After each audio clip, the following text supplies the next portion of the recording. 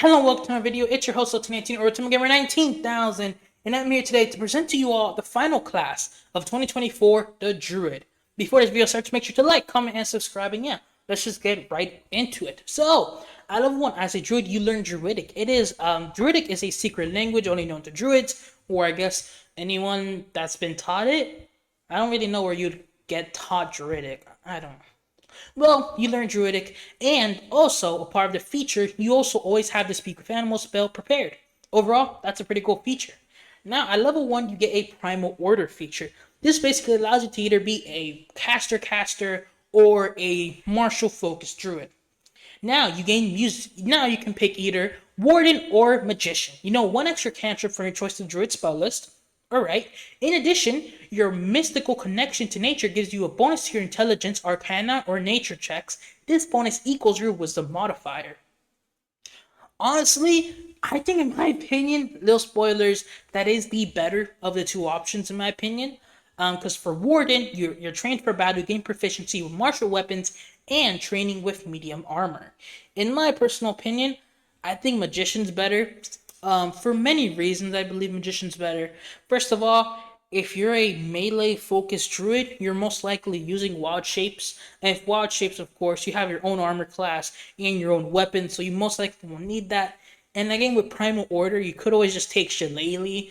And, I mean, you still have light armor and shield, so even if you do have to get into melee combat, you can still always just wild shape, because now, spoiler alert, wild shape is just a bonus action universally. So if you do want to get into melee combat, it probably is better to turn into wild shape. And also, I feel like for so many campaigns, so many druid players would just love having arcana and nature use their wisdom modifier instead of intelligence. I feel like so many players would just love that. So I think Magician is personally better. I have seen some YouTubers that do think Warden is better, and I just disagree with them because of how the Druid is meant to be built. Someone's just wasting gas, going 500 on the gas outside. I'm sorry if anyone hears that. I don't think they might pick it up. I do. So yeah, now, Wild Shape. Oh, there's a lot here. I won't be reading it word for word because I do have someone I know that has scans of the player's handbook. I think they got an early copy at Gen Con. They didn't want me to mention their name, but I do. But they did give me scans of it. So shout out to that person. They didn't want me giving out their name. So yeah. At level 2, you do gain Wild Shape, and holy yeah, there's so much text here. So I'm gonna try to break it down a little. As a bonus action, so now your Wild Shape is a bonus action. You can turn into an animal, the same as you could previously. Now, if you have the incapacitated condition, you leave Wild Shape. Or if your hit point maximum is or if you drop to 0 hit points, you also exile your Wild Shape. Or if you just get killed, you also exit out of your wild shape. Meaning that technically you can now be in your wild shape for as long as you want. So a farmer druid that takes tough could actually, a moon druid farmer can actually probably be really effective. Can be a decent effective martial creatures. Now, you have two uses of wild shape, and I believe, I don't have the chart with me, you get another use at level 6 and then a fourth use at level 17. Pretty big jump in uses, if you ask me. And you regain one per short rest, not both, just one per short rest. And on a long rest, you gain all of them back. That's most definitely a nerf, and honestly, I kind of liked how it was previously. Two per short rest, and just regained both of them back. It worked, and then we have more. And I honestly don't care, and I kind of prefer the old feature, but this isn't bad either. Now, as a druid, you cannot just access any amount of creatures. You have known forms. These basically are beasts, not monsters, are beasts that you know. So at the beginning, they're challenge rating 1/4, if you're not Moon Druid. And the maximum from what I can see here, it seems that you're allowed at any given time to know 8 forms at level 8, 6 forms at level 4, and then 4 forms at level 2. Now you may get more or less. With the scans I have, it was cut off a little bit, so I don't really know. But now you're allowed to have you're allowed to have a wild shape that has a swim speed out the jump. So no more having to wait until like level 4 to get a swim speed. But to get a fly speed, you still have to wait until level 8. So, just keep that in mind. Now, when you're wild shape, you keep your personalities, memories, ability to speak, which is pretty massive. And also, when you assume a wild shape form, you gain temporary hit points equal to your druid level. Moon druids do gain more temporary hit points, so don't worry, don't freak out. And your game statistics are replaced except for your intelligence, wisdom, and charisma scores, your hit point dice, your features, languages, and feats, and you also regain your skill proficiencies and saving throws. But also you also retain your proficiency bonus. But if the creature's saving throw or skill is higher than yours, then you use the beast's skill saving throw or skill. So I'm assuming the beast is like strength, constitution, and maybe dexterity probably will be higher than yours, I assume. So yeah, that was a whole lot. But now that's wild shape. My thoughts, my opinions. It's. I mean, I'm not gonna say it's bad because it's not, but it's definitely a feature. I don't know how to feel about it. Because one of my players, I think he's really interested in making a druid build, or we had a campaign where, okay, well, quick summary, where we had a campaign where one of our old player characters was taken over by Vecna, and now, since he's been freed from Vecna's grasp, he may become a cleric or a druid of the Wild Mother. So he is looking into doing like a druid cleric build. So honestly, I'm gonna ask him what he thinks of the new druid. If he's watching this, hi. And honestly, because I really don't know, this is definitely a nerf. Don't get me wrong, but we just really need to look at the new beasts because if these new beasts be doing significant more damage, have significantly higher armor classes, or just better, just cooler, funner, have cooler features, or something like that, then you know, it's probably Druid Wild Shape is going to be much better.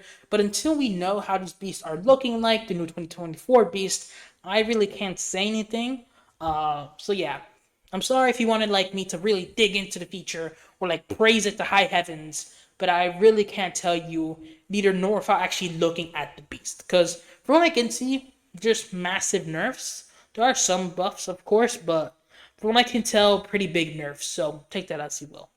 Now, at level 2, you do get Wild Companion. You can basically use a magic action, that's noted, and expend a spell slot or a use of Wild Shape to cast Find Familiar without material components. Now, when you cast the spell in this way, your Familiar is a Fey and disappears when you take a long rest.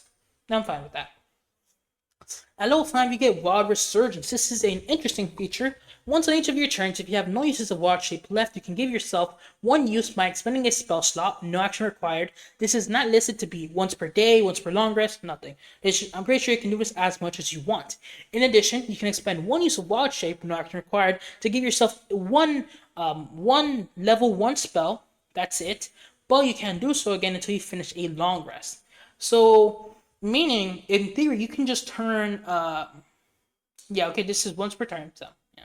So basically, in theory, if you're Moon Druid, you can just be converting all of your spell slots into wild shape charges, or even if you're like a Druid of like the sea, or, I think Stars Druid is also in there. And I think what's the third one? A land druid. If maybe you're one of those type of druids, and you really want your, because I know your wild shape does kind of work like channel divinity now for druids, and now I know some subclass for druids. Basically, their wild shape is very similar to a channel divinity esque feature or a channel oath feature to your Baldur's Gate 3 player, Baldur's Gate 3 enjoyer.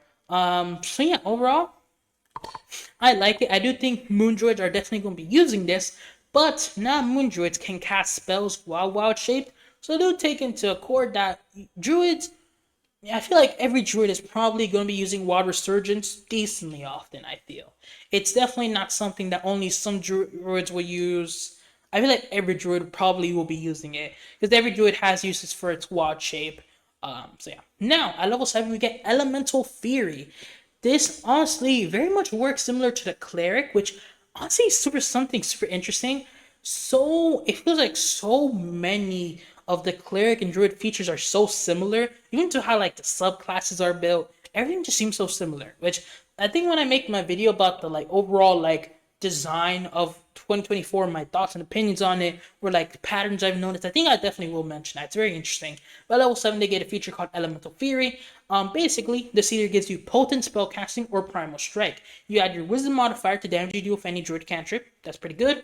And once on each of your turns, when you hit a creature with an attack roll using a weapon or beast form's attack in wild shape, you can cause the target to take an additional 1d8 cold, fire, lightning, or thunder damage. You choose when you hit. Overall, yeah, that's pretty good. I mean, druids that like wild shaping like this feature. Druids that don't like wild shaping also like this feature. Overall, every druid just loves it. At level 15, so not level 14 like the cleric, you get improved elemental fury. Basically, potent spell casting. Now, when you cast a druid spell, cantrip, not spell, with a range of 10 feet or greater, the spell's range increased by 300 feet. And for your primal strike, you now deal 2d8 damage instead of 1d8. So it's some extra damage.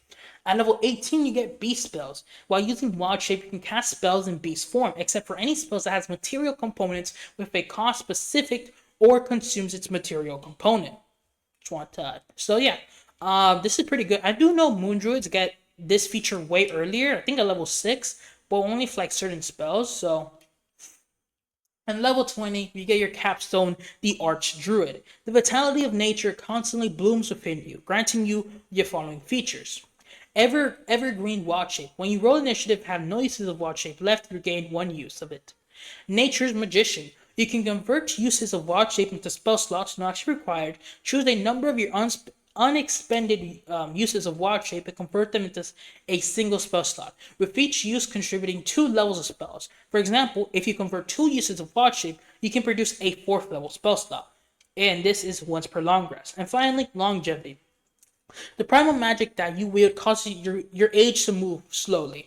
For every 10 years that you pass, your body only ages 1 year. So yeah, that's the new Druid and the 20th level feature. My thoughts and opinions? I can't fully give you my opinion because I don't know how the beasts are looking like. And I feel like anyone that's giving you the opinion telling you, oh, druids suck or druids are broken, you can't really say so. Well, at least for the moon druid, because so many of these features require wild shape. Because who knows, it might be really good as a non-wild shaping druid to still, as a non-moon druid, my fault, to still be using wild shape, because maybe wild shape now is just really good and really broken. Who knows? I don't. And no one knows except for Jeremy Crawford or anyone that's working on the new monster. So yeah. Overall, I do definitely kind of like how every druid now has uses for wild shape, and none of the druid features feel dead for certain builds. I feel like I really like the fact that every single druid feature now works for every single druid, which I do very much like. That's been today's video. If you guys did enjoy, make sure to like, comment, and subscribe. And yeah, OT19 signing out. Peace.